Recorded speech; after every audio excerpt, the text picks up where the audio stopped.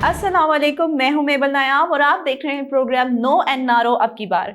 नाजरीन, supreme court के हालिया अहकाम के बाद कराची में शारा फैसल पर वाक़ नस्ला टावर गिराने का अमल तेज कर दिया गया है, लेकिन मुतासरीन को मुआवजे की अदायगी के हवाले से अब तक कोई पेशरफ्त नहीं हो सकी है। और इस हवाले से आज हम आपको बड़ी ब्रेकिंग न्यूज़ देने जा रहे हैं कि नस्ला टावर के मुतासरीन को धमकियां दिए जाने का इंकशाफ हुआ है।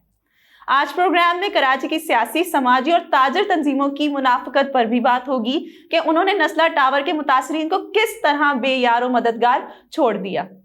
नाजरीन, आज हम आपको बताएंगे कि नस्ला टावर के मुतासरीन को धमकियां दिए जाने का सिलसिला शुरू हो गया है, लेकिन ये धमकियां किस हवाले से दी जा रही हैं और कौन दे रहा है, इस पर प्रोग्राम के आखिर में आपको तफसीलात से आगाह करेंगे। लेकिन सबसे पहले नस्ला टावर पर की जाने वाली सियासी, समाजी और ताजिर तंजीमों की मुनाफकत पर भी बात करेंगे। नाजरीन, गुज़श्ता हफ्ते जब तक सुप्रीम कोर्ट कराची रजिस्ट्री में चीफ जस्टिस की सरबराही में 3 रुकनी बेंच कराची में समाअत करता रहा, जमात इस्लामी के अलावा किसी सियासी, समाजी या ताजिर तंजीम को अदालत में पेश होकर सदाए एहतजाज बुलंद करने की तौफीक नहीं हुई। अमीर जमात इस्लामी कराची हाफिज नईमुल रहमान वाहिद सियासी रहनुमा थे जिन्होंने नस्ला टावर के मुतासरीन का हर कदम पर साथ दिया। हाफिज नईम और उनकी टीम ने वक्तन फवक्तन नस्ला टावर जाकर मुतासरीन से इजहार यकजहती किया, बल्कि यूटिलिटी कनेक्शंस मुनक़ता करने की कई कोशिशें जमात इस्लामी के कारकुनों ने नाकाम बनाई। और जब तमाम कोशिशों के बावजूद इंतजामिया ने भारी मशीनरी से इमारत गिराने का आगाज किया तो हाफिज नईमुल रहमान मशीनरी के आगे आ गए और काम रुकवा दिया। इस मौका पर उन्होंने क्या गुफ्तगू की, आइए आपको दिखाते हैं। सुप्रीम कोर्ट की तरफ से जो फैसला हुआ था उसमें ये बात कही गई थी कि मुतासरीन को मुआवजा दिया जाए और नस्ला टावर को गिराया जाए। इस मसले के 2 पहलू हैं। एक पहलू तो ये है कि कानूनी एतबार से भी ये बात बहुत अहम है कि नस्ला टावर के हवाले से जो मौक़िफ़ इख्तियार किया जा रहा है, इसमें जो असल स्टेक होल्डर हैं उनका मौक़िफ़ सुप्रीम कोर्ट में सामने आ ही नहीं रहा।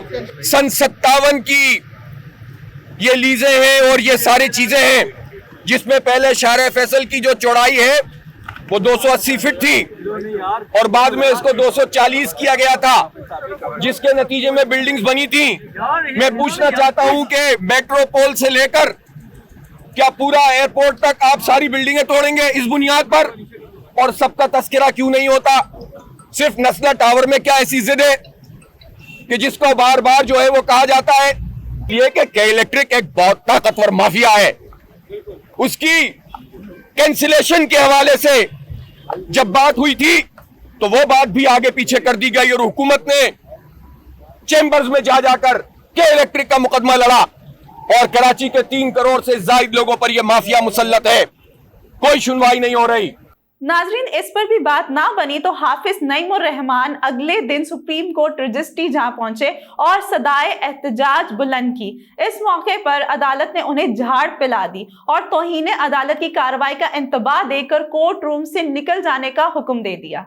दूसरी जानिब बिल्डर्स और डेवलपर्स की तंजीम आबाद थी, जिसने शहर में तामीरात से मुतल्लिक कोई वाज़ेह पॉलिसी ना देने और नस्ला टावर गिराने पर एहतजाज किया और लाठियां भी खाईं। इन 2 जमातों के अलावा किसी ने नस्ला टावर के लिए कुछ नहीं किया। इसके बाद अदालत ने कमिश्नर कराची को नस्ला टावर को 400 मजदूरों के जरिए 2 हफ्ते में गिराने का हुक्म दे दिया और उसके बाद हफ्ते के रोज भारी मशीनरी के जरिए इमारत को ऊपर से तोड़ने का काम शुरू कर दिया गया है।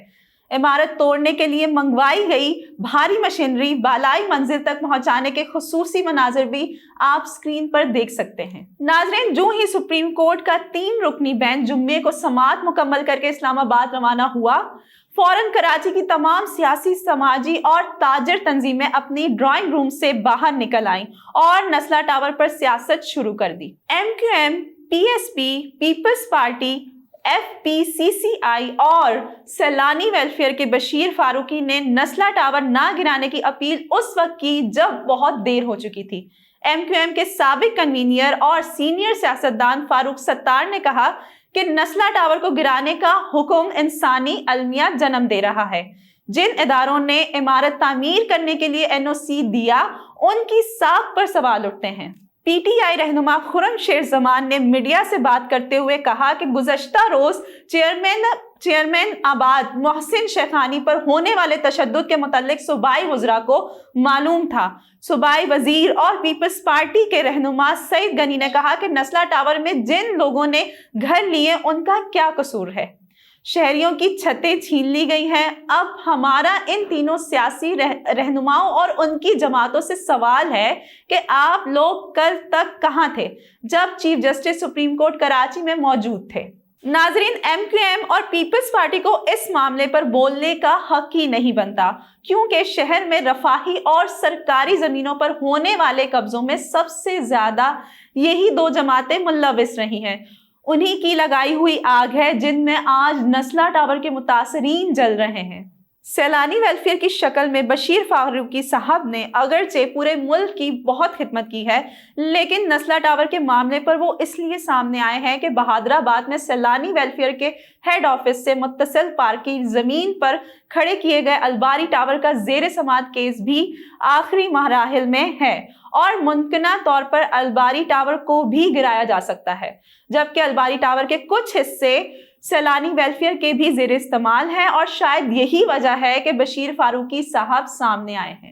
ناظرین، اب آتے ہیں سب سے بڑی اور اہم خبر کی جانب، جو یہ ہے کہ نسلا ٹاور کے متاثرین کی اشک شوئی کرنے کے بجائے انہیں دھمکیاں دیے جانے کا انکشاف ہوا ہے۔ نسلا ٹاور کے ایک سابقہ رہائشی نے شناخت ظاہر نہ کرنے کی شرط پر نیوز 360 سے خصوصی گفتگو کی ہے، جس میں ان کا کہنا تھا کہ نسلا ٹاور کے متاثرین کو معاوضے کی ادائیگی کے حوالے سے کوئی پیش رفت ہونا تو دور، الٹا انہیں زبان بندی کے لیے دھمکیاں دینے کا سلسلہ شروع ہو چکا ہے۔ انہوں نے کہا کہ اول تو نقصان کا ازالہ ہوتا ممکن نہیں دکھائی دے رہا، لیکن اگر معاوضہ دیا بھی گیا تو وہ فلیٹس کی موجودہ مالیت کے مطابق نہیں ہوگا۔ انہوں نے کہا کہ متاثرین پر دباؤ ڈالا جا رہا ہے کہ وہ معاوضے کے لیے نسلا ٹاور کی مارکیٹ ویلیو کے بجائے بکنگ کے وقت کی ویلیو پر بات کریں، ورنہ کچھ بھی ہاتھ نہیں آئے گا۔ اس سوال پر کہ انہیں دھمکیاں کون دے رہا ہے، انہوں نے کوئی جواب نہیں دیا۔ ناظرین، نسلا ٹاور کے متاثرین کی اشک شوئی کے بجائے انہیں ڈرانا دھمکانا انتہائی ظلم و زیادتی کی بات ہے۔